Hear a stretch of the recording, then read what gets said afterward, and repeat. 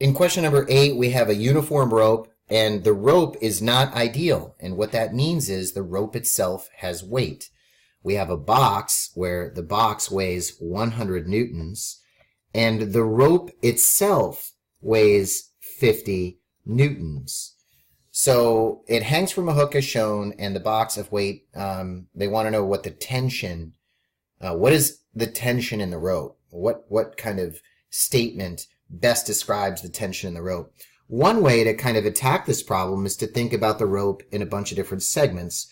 So there's this kind of lower, maybe fifth of the rope that weighs 10 newtons, and we could break each of the kind of fifths up, and they would each have 10 newtons. So 10, and each one has 10, 10, 10 newtons, and 10 newtons.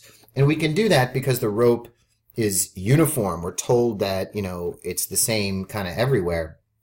So if I wanted to figure out what the tension was in the rope at the, this point right here, let's call that point A, well, the upwards force of tension has to balance out with the downward 110 newtons of force pulling down. So there's the weight of the box, 100 newtons, plus the 10 newtons of rope.